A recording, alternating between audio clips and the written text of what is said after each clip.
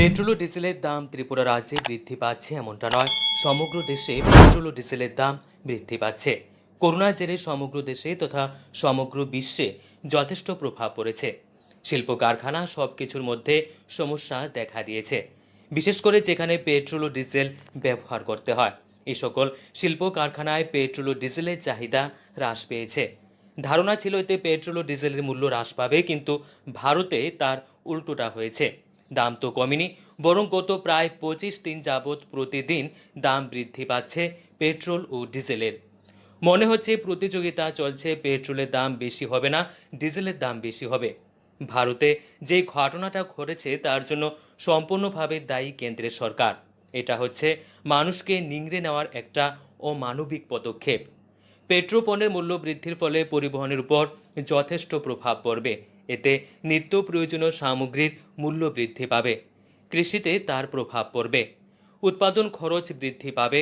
সমগ্র দেশে তথা রাজ্যে ধারাবাহিকভাবে পেট্রোল পণ্যের মূল্য বৃদ্ধি নিয়ে নিজের প্রতিক্রিয়া ব্যক্ত করতে গিয়ে এমনটা বললেন রাজ্যের প্রাক্তন মুখ্যমন্ত্রী তথা বর্তমান বিরোধী দলনেতা মানিক সরকার। তিনি আরও বলেন, করোনা পরিস্থিতি সৃষ্টি হওয়ার আগে থেকেই দেশের অর্থনীতি যথেষ্ট সংকটের মধ্যে চলছে। করোনার কারণে এটা আরও ঘনীভূত হয়েছে। কোটি কোটি মানুষ অর্থনৈতিক সংকটে নিমজ্জিত। এই পরিস্থিতিতে প্রয়োজন ছিল মানুষকে বিনামূল্যে খাদ্য সামগ্রী প্রদান ও নিত্য প্রয়োজনীয় সামগ্রী ক্রয়ের জন্য নগদ অর্থ প্রদান পরবর্তী 6 মাসের জন্য। কিন্তু তা কেন্দ্রীয় সরকার শুনছে না বলেও অভিযোগ করেন তিনি। তিনি আরও বলেন, কেন্দ্রীয় সরকার যে প্যাকেজ ঘোষণা করেছে তার হিসাব করে দেখা গেছে প্যাকেজ থেকে মাত্র 1% করোনার জেরে ক্ষতিগ্রস্ত মানুষ পাবে।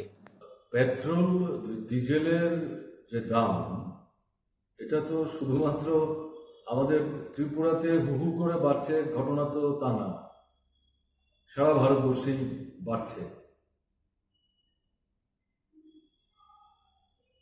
ঘটনাটা অদ্ভুত হচ্ছে এই কারণে, সারা পৃথিবীতে বিশেষ করে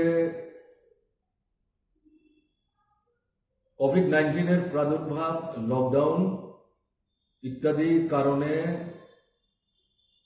ব্যবসা বাণিজ্যের উপর অর্থনৈতিক যে নেতিবাচক প্রভাব, তাতে ট্রান্সপোর্টেশন, শিল্প, কল কারখানা সমস্ত কিছুর মধ্যে সমস্যা তৈরি হয়, যেখানে পেট্রোল, ডিজেল এগুলি কোনো না কোনোভাবে হয়তো ব্যবহার করতে হয়। দেখা গেল এগুলির চাহিদা কমে গেল, স্বাভাবিক কারণেই তার প্রতিফলন ঘটল, দামও কমে গেল। আমাদের ধারণা ছিল আমাদের দেশে নিশ্চয়ই দাম কমবে, কিন্তু একেবারে উল্টো হয়ে গেল। দাম তো কমলই না, গত প্রায় 25 দিন যাবৎ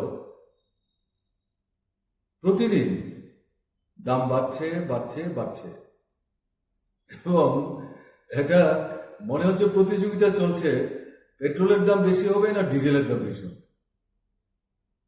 দেখা গেল এক সময় এসে ডিজেল পেট্রোলকে ছাড়িয়ে গেল, যেটাও গত বেশ কয়েক বছরের মধ্যে আরেকটা নতুন অভিজ্ঞতা। এই যে ঘটনাটা ভারতবর্ষে ঘটছে, এটার জন্য সম্পূর্ণ দায়ী আমাদের দেশের কেন্দ্রের বিজেপি সরকার। আমরা যেটা বলবো, এটা হচ্ছে মানুষকে এক্সপ্লয়েট করা, নিংড়ে নেওয়া একটা অত্যন্ত অমানবিক পদক্ষেপ। এই যে পেট্রোল ডিজেলের দাম বাড়ছে, এর প্রতিফলন কি হচ্ছে? প্রতিফলন হচ্ছে পরিবহনে তার উপর প্রভাব পড়বে, জিনিসপত্রের দাম বাড়বে, কৃষিতে তার প্রভাব পড়বে, উৎপাদন খরচ বাড়বে। স্বভাবতই এই ব্যবহার্য যে বিষয়গুলো কৃষির উৎপাদিত, এগুলির দাম বাড়বে। আমি সংক্ষেপে এক দুটো এলাকার কথা বললাম, যেগুলো সাধারণ মানুষের পক্ষে বুঝতে অসুবিধা হওয়ার কথা না। এতে কি দাঁড়ানো? এটা তো মরার উপর খারাপ ঘায়ের মতো হবে। এই কোভিড-19 প্রাদুর্ভাবের আগে থেকে আমাদের দেশের অর্থনীতি দারুণ সংকটের মধ্যে। এটা প্রায় নিমজ্জিত অবস্থায় চলে গেছিল, যেটাকে আমরা বলি রিসেশন, মন্দা। কোভিডের কারণে এটা আরো ঘনীভূত হলো। কোটি কোটি মানুষ অর্থনৈতিক সংকটে ভীষণভাবে নিমজ্জিত। এটা শ্রমিক, শ্রমজীবী, ছোট মাঝারি মধ্যংশের কৃষক, ছোট মাঝারি ব্যবসায়ী, ছোট মাঝারি যে শিল্প, পরিবহন, সমস্ত কিছুকে এটা একেবারে আষ্টে পৃষ্ঠে প্রায় বলা যায়, মানে খাবলে খাবলে খাওয়ার মতো অবস্থায় চলে গেছে। এরকম পরিস্থিতিতে যেটা দরকার ছিল, এর থেকে উত্তরণের জন্য